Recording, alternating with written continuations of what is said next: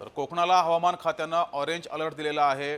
कोकणातील जिल्ह्यांमध्ये काही ठिकाणी मुसळधार पाऊस तर काही ठिकाणी अतिमुसळधार पाऊस बरसेल असा अंदाज हवामान खात्यानं वर्तवला आहे।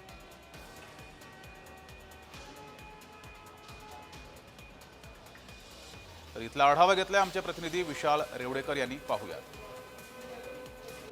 कोकणात मागील 2 ते 3 दिवस सतत पावसाची रिपरिप चालू आहे आणि जर आपण पाहिलं तर सिंधुदुर्ग जिल्ह्यात आज देखील ऑरेंज अलर्ट जारी केलेला आहे। कोकण किनारपट्टीला रायगड असेल, रत्नागिरी असेल आणि सिंधुदुर्ग जिल्ह्यासाठी ऑरेंज अलर्ट जारी केलेला आहे। आपण जर पाहिलं तर सध्या सिंधुदुर्ग जिल्ह्यात पावसाची उसंत जरी असली तरी देखील पावसाची ठिकठिकाणी सरी बरसताना पाहायला मिळत आहेत।